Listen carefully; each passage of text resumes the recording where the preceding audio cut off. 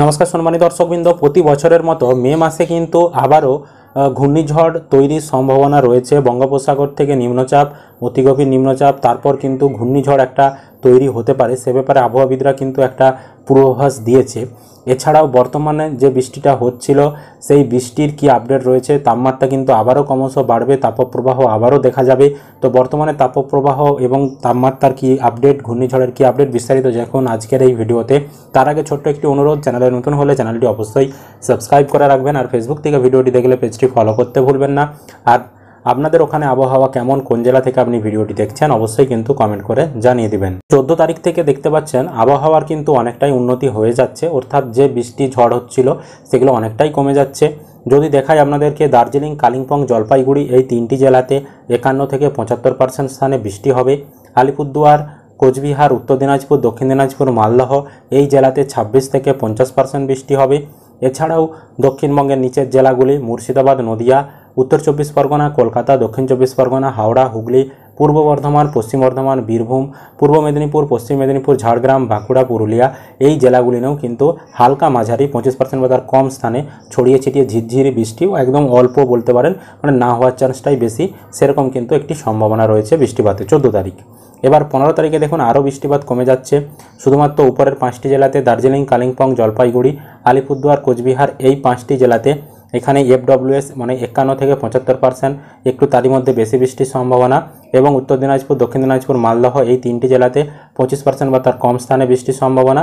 এবং তার নিচের দিকে উত্তর 24 পরগনা, দক্ষিণ 24 পরগনা, কলকাতা, পূর্ব মেদিনীপুর, পশ্চিম মেদিনীপুর, ঝাড়গ্রাম এই জেলাতে এখানেও কিন্তু খুবই অল্প 25% বা তার কম স্থানে বৃষ্টির সম্ভাবনা রয়েছে, মানে একদমই অল্প বৃষ্টি, মানে বৃষ্টিপাত যেরকম হচ্ছিল সেরকম কিন্তু আর হবে না।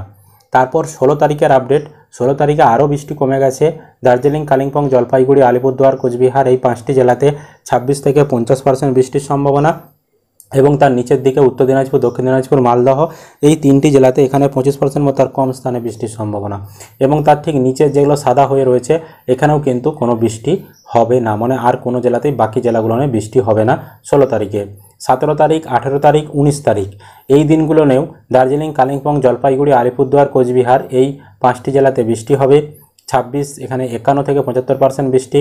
এবং উত্তর দিনাজপুর, দক্ষিণ দিনাজপুর, মালদহতেও ছড়িয়ে ছিটিয়ে আইসোলেটেডভাবে 25% বা তার কম স্থানে বৃষ্টি।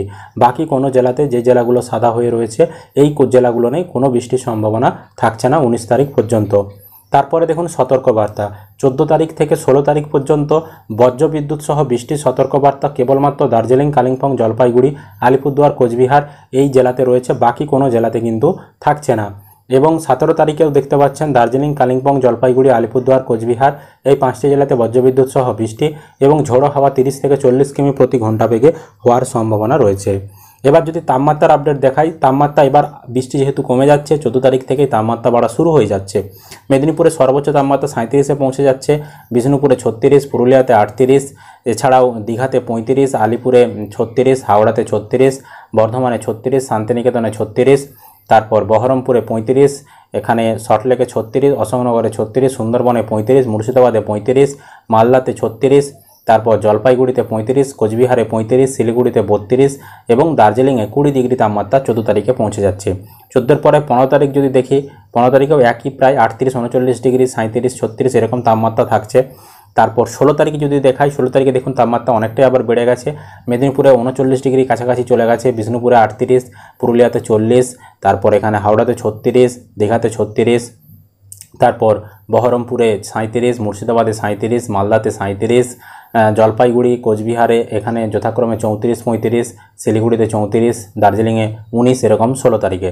আর 17 তারিখে দেখুন আবার 40-এর গণ্ডি পৌঁছে গেছে, মানে আবার যেরকম অস্বস্তিকর গরম সেরকম কিন্তু আস্তে আস্তে পৌঁছে গেছে। এখানে মেদিনীপুরে 40-এ পৌঁছে গেছে, বিষ্ণুপুরে 39, পুরুলিয়াতে 41, আসানসোলে 41, শান্তিনিকেতনে 38, তারপর বর্ধমানে 38, তারপর এখানে হাওড়াতে 37 এবং দীঘাতে 36, দমদমে 37, বহরমপুরে 38, মুর্শিদাবাদে 38, মালদাতে 37, জলপাইগুড়িতে 34, কোচবিহারে 35, শিলিগুড়িতে 34 এবং দার্জিলিংয়ে 19 ডিগ্রি তাপমাত্রায় কিন্তু পৌঁছে গেছে।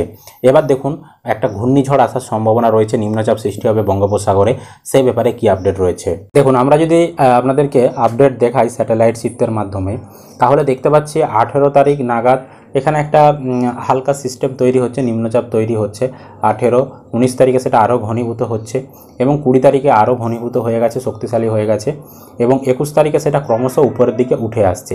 এই জায়গাটায় উঠে আসছে উপরের দিকে, এখানে সৃষ্টি হয়েছে, এবার উপরের দিকে উঠে আসছে। আর উপরের দিকেই কিন্তু রয়েছে আমাদের এইখানে বাংলাদেশ, তারপরে এই জায়গাটায় পশ্চিমবঙ্গ, এই দিক থেকে উড়িষ্যা, আর এই দিকটা মায়ানমার উপকূল রয়েছে।